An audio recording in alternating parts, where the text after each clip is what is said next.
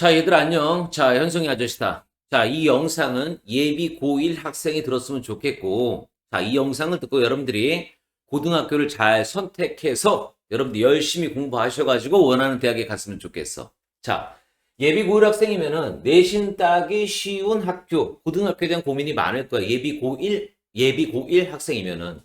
이 학교 가서 내가 내신 잘 따가지고, 자, 내가 수시로 대학을 가야지. 아이들은 이렇게 일반적으로 생각을 많이 해. 그래, 틀린 얘기는 아니야. 그래서 내신 잘 따면 좋겠는데, 여러분들은 일반적으로 정반대의 선택을 많이 하길래 내가 이 영상을 찍는 겁니다. 이걸 좀 한번 들어봐봐. 자, 내신 따기 쉬운 학교라고 하면 내신의 난이도가 높아야지 잘 딸까, 낮아야지 잘 딸까? 근데 이렇게 물어보면 당연히 낮아야지 내신 따기 쉽죠. 아이들이 보통 이렇게 얘기를 해. 그래, 틀린 얘기는 아니야. 자, 그럼 과목 수가 많은 게 내신 따기가 쉽냐? 과목 수가 적은 게 내신 따기가 쉽냐? 그럼 선생님, 과목 수가 적은 게 내신 따기가 쉽지요. 이렇게 얘기를 해. 나도 그 부분 인정해. 좋아. 자, 그럼 전 범위가 누적되는 학교가 내신 받기 쉽냐? 부분, 단원별로 출제되는 게 내신 따기가 쉽냐? 그럼 당연히 애들은 뭐야? 그렇지. 전 범위가 아니라 부분 단원별로 출제하는 게 내신 따기가 쉽다. 이렇게 얘기를 할 거라고 난 생각을 해. 자, 물론 넌 어떻게 생각하는지 난 모르겠다. 자, 단답형이 내신 따기 쉬울까? 서술형이 내신 따기가 쉬울까? 선생님 잘 찍으면 되잖아요. 오지선다형. 이게 내신 따기 쉽지 않겠어요? 서술형 어려운 문제 나오면 제가 어떻게 풀어요? 그래서 저는 자, 난이도는 떨어지고 과목 수는 선택할 수 있게 만들고 자, 단원별로 출제되고 객관식 위주로 단답형으로 되어 있는 고등학교를 선택해서 제가 열심히 공부해가지고 내신 성적을 잘 받아서 수시로 대학에 가고 싶습니다. 라고 일반적으로 예비 고등학교 1학년 학생들이 생각을 해. 자, 그런데 좀만 더 생각해보자. 좀만 더. 자, 이렇게 말하는 거는 이게 내신 따기 쉬운 학교냐? 네가 공부하기 싫다는 얘기냐? 이거는 네가 공부하기 싫다라고밖에 안 느껴져, 난 사실. 아, 쉬운 거 할 거고요. 공부 양 줄일 거고요. 저는 그 시험 때만 공부할 거고요. 여차하면 찍으면 되죠. 이건 공부하기 싫은 애들의 특징이야, 사실은 이게. 아, 좀 미안하긴 한데, 근데 이렇게 됐다 치더라도 학교 내신은 사실은 어떻게 나오냐면, 그래, 네 말대로 이런 구조로 거의 가. 이런 구조로 출제가 돼. 자, 내신 문제 쉽고, 그래, 선택권 준단 말이야. 그리고 단원별로 출제가 돼. 대신 일반고 같은 게 일반적으로 서술형은 섞지. 그치? 단답형으로 100% 하진 않는단 말이야. 그럼 네가 이렇게 선택되어 있는 고등학교를 갔을 때 네가 내신이 잘 나올 수 없는 이유. 잘 나올 수 없는 이유. 망하는 이유를 내가 지금 설명하려고 하는 거니까 내 얘기를 한번 잘 들어봤으면 좋겠어. 자, 첫 번째. 내신의 난이도가 하라고 칠게 내가. 그럼 이제 어떤 문제가 발생하냐면은 이런 문제가 발생을 해. 자, 어떤 모학교가 있어. 어떤 모학교가 있는데 뭐 수학이 있는데 수학의 평균이 65점이라고 딱 나와. 수학 평균이 65점. 자, 그럼 흔히 이렇게 생각을 해, 사람들은. 이렇게 생각을 해. 자, 내가 이렇게 한 건 등급 분포야. 자, 1등급, 2등급, 3등급, 4등급, 5등급, 6등급, 7등급, 8등급, 9등급. 그래서 65점대의 학생들이 가장 많이 분포할 것이다 라고 생각을 해. 자, 난이도가 쉽게 나온 상태에서 65 정도의 분포니까 내가 열심히 공부해서 그렇지, 요 안에 들어갈 거라고 아이들은 생각을 해. 이론상으로 언뜻 생각해 볼 땐 65만 한 이렇게 만들어질 거라고. 학교에서 내신 분포대가. 근데 막상 뚜껑을 열어보면 이런 결과가 아니야. 흔히 이 평촌 지역의 근동에서 이런 얘기는 들어봤을 거야. 자, 다 맞으면 몇 등급? 1등급. 하나 틀리면 몇 등급? 그치, 2등급. 두 개 틀리면 몇 등급? 3등급. 세 개 틀리면 몇 등급? 4등급. 에? 이게 무슨 말이에요? 아, 이 평촌 지역가, 내가 그 수업하는 지역이 평촌인데, 모든 학교가 그렇다는 얘기는 아닌데, 이런 학교도 사실 꽤 있어. 아니, 최소한 이런 얘기 들어봤을 거야. 세상은 이제 공부하는 그룹과 공부하지 않는 그룹으로 나눠진다는 얘기는 또 언뜻 어디서 들어본 건 있을 거야. 자, 무슨 말인고 하니, 개벽다구 구조예요, 개벽다구 구조. 요즘 공부하는 학생들은 이만큼 있고, 자, 무슨 말이니? 내신 평균 근처에 있는 학생들은 거의 찾을 수가 없고, 자, 애니멀 친구들이 이 밑에 많이 포진돼 있어. 아예 책 한 자 안 보는 애들도 세상이 많거든. 자, 난이도가 낮아져. 난이도가 낮다고 해서 내신 따기 쉽다고 생각하는데 그게 아니야. 요즘은 완전히 양극화돼 있어. 공부하는 애 입장에선 실수 하나 까딱 두 개 정도 해주시면 어떻게 되는 거야? 내신 폭망해. 그래, 너 억울한 일 생긴다는 얘기야. 네가 열심히 공부했어도 더 받을 점수가 없다는 게 문제란 말이지.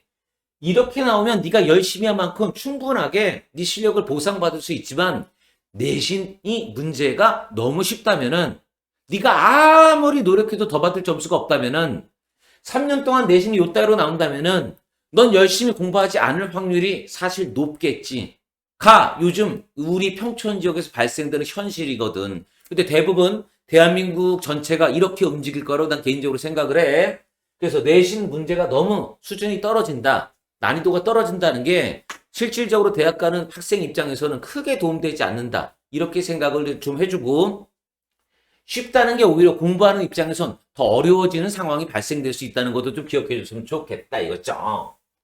자, 그래서 첫 번째, 사실은 난이도가 높은 게 내신 따기가 쉽지 난이도가 낮은 게 내신 따기가 쉬운 건 아니라는 사실을 반드시 명심해 주기 바란다 이거죠. 알겠죠? 자, 그럼 두 번째 얘기해 볼게. 자, 과중반 같은 경우는 과학 중점반 같은 경우는 그렇지 내가 막 선택권 없이 그냥 내가 막 다 하게 시킨단 말이야. 근데 보통 대부분 학교는 이제 세 과목을 선택하게 하지 과학 같은 경우는 여기가 과학학원이다 보니까 과학학원 기준에서 얘기를 해줄게. 여러분들이 고등학교 2학년이 되면은 이과를 선택하면은 과학을 네 과목 필수로 하는 학교가 있고 세 과목 선택을 하는 학교가 있어. 예를 들어서 자, 그럼 네 과목 하는 학교가 내신 따기가 쉬울까? 세 과목 하는 게 내신 따기가 쉬울까? 자, 그런데 내가 이렇게 얘기해 볼게. 이 세 과목이 아니야. 네 과목 따는 게 내신 따기가 쉬워. 예를 들어서, 자, 네 과목인데, 자, 이과생이 100명, 100명, 100명, 100명. 물리, 화학, 지구과학, 생물이면은 1등급 인원은 그렇지. 4명, 4명, 4명, 4명. 이렇게 만들어질 거 아니야. 그럼 2등급까지가 몇 명이야? 11명, 11명, 11명, 11명. 이렇게 만들어질 거 아니야. 3등급까지가 23명으로 이렇게 만들어질 거 아니냐. 그래서 강제로 시키면, 그치. 등급의 인원수가 어떻게 되는 거야? 확실하게 확보가 되는데, 자, 한번 이렇게 생각해 봐. 자, 선택을 줘버리면 애들은 어떻게 되니? 그렇지. 어려운 거 피하려고 하겠지. 어떤 특정 과목, 예를 들어서 물리, 화학, 생물, 지학인데 인원수가 나누어지는 거야. 그래서 어떤 특정 과목의 인원수가 30명이라고 치자. 근데 주워 들은 건 있어. 학생부 종합전형 같은 거 쓸 때는 물리 하는 게 좋다 이런 얘기 주워 들은 게 있어서 상위권 애들은 그렇지. 이거 물리를 한단 말이야. 그럼 1등급은 1명, 2등급은 1명, 3등급은 3등급은 그럼 몇 명이 되냐? 3등급은. 그러니까 3등급까지가 그러니까 이게 한 3명, 아니 그러니까 1등급 1명, 2등급도 1명 되겠다. 3등급은 한 3명, 4명 정도가 나올 거야. 그럼 내가 까딱 하나 잘못 틀려버리면 어떻게 되는 거야? 물론 여기 150명, 여기 150명 이렇게 됐다고 치면 이것도 마찬가지야. 자, 잘하는 애들이 아니라 못하는 애들. 물론 화학 같은 경우 그런 일이 안 생기겠지만 못하는 애들도 만약에 몰린다고 치자고. 이런 식으로. 생지로 못하는 애들이 몰려있다고 치자고. 그럼 학교 선생님 입장에서도 문제를 어렵게 내고 싶은데, 이 녀석들을 그래도 나름 공부에 의미를 두고, 뭔가 성적을 만들어내기 위해서는, 아니, 아이의 실력을 향상시키기 위해서는 시험을 너무 어렵게 낼 수가 없단 말이야. 물리나 화학을 선택한 애들에 비해서 상대적으로 이렇게 선택 들어간 아이들은 공부 의욕이 좀 떨어지니까 공부 의욕을 좀 붙돋아 주려고 문제를 쉽게 내니까 애초에 똑같은 일이 또다시 어떻게 되는 거야? 반복된단 말이지. 그래서 네가 실수 하나만 까딱해도 재수 없으면 2등급. 실수 2개만 하면 까딱하면 재수 없으면 3등급. 그럼 내신이라고 하는 경쟁력은 이런 식으로 다 무너져 버리는 일이 생긴다는 얘기지. 자, 내가 하고 싶은 얘기는 이런 얘기야. 자, 이 지역으로 따져보면은 자, 부흥고등학교라고 있어. 부흥고. 이 지역에서 부흥고는 과중반이라고 해서 내가 필수가 돼. 과중반에서는. 이 동네에서 백영고나 신성고라고 하는 데가 있어. 근데 백영고로 예를 들어 볼게. 백영고는 과학의 세 과목을 선택을 하게 돼. 자, 그럼 전교 1등. 전교 1등의 내신 성적이 얘는 1.0xx가 나올 수가 있어. 참고적으로 부흥고에서 1.0x의 내신을 갖고 있는 애들이 있어. 지금 올해 수능 본 애들 중에서. 그럼 배경고등학교에서 자, 배경고등학교 대신 자, 배경고등학교 선택 과목이 세 과목이야. 그럼 내가 배경고는 우리 학원 재원생이 없으니까 내가 이거는 1.0대가 있는데 이건 1점 보통 2에서 한 3 정도가 전교 1등 이렇게 나와. 요 정도까지. 과목 수가 많다는 게 오히려 공부하기 싫은 애들은 다 알아서 떨어져 나가. 그 안에 그룹 안에서 네가 성실하게 노력한다고 치면은 이게 오히려 뭐 하나 뻥커 나더라도 복구하기 쉽단 말이지. 그래서 오히려 과목 수가 많은 게 내신 따기가 쉽다. 이렇게 생각해 주는 게 더 나을 거야. 자, 그다음 이렇게 가볼게.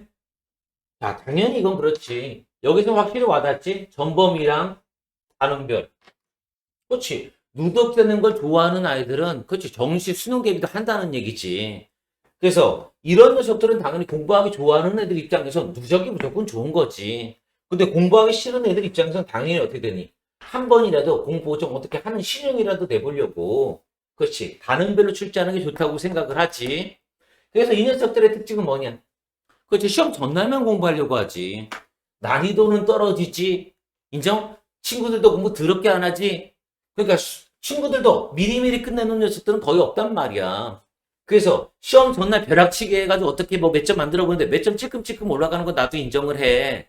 그래서 이런 학교들은 수시로는 애들이 대학 가는데 당연히 공부를 쌓는 거에 소홀하다 보니까 정시로는 입결이 잘 안 나온단 말이야.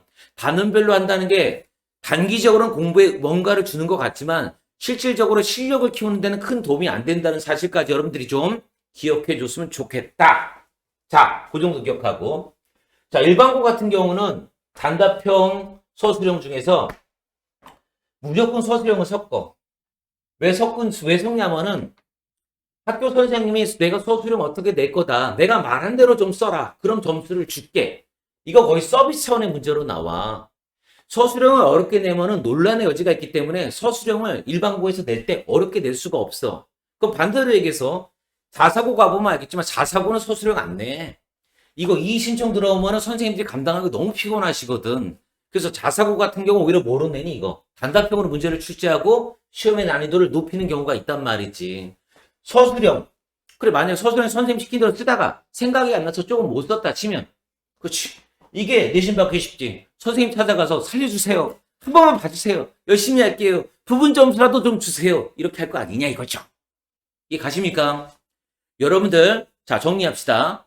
쉽게 생각하면은 난이도 떨어지고 과목 선택권 주고 단원별로 출제하고 그렇지. 단답형으로 이루어지는 것들이 내신 따기 쉽다고 생각하는데 그래. 그래서 내신 따기 쉽게 해주려고 선생님들이 학교에서 난이도 떨어뜨려주고 선택권 주고 단원별로 주고 그 다음에 서술형 섞었어. 근데 막상 이렇게 갔을 때 여러분 생각과 틀리게 공부 열심히 하는 학생 입장에선 더 받을 점수가 없다는 문제점. 학생 수가 어떤 과목이 너무 적다는 문제점. 그 내가 수능 공부를 동시에 내신과 수능을 같이 준비한다는 게 어렵다는 문제점.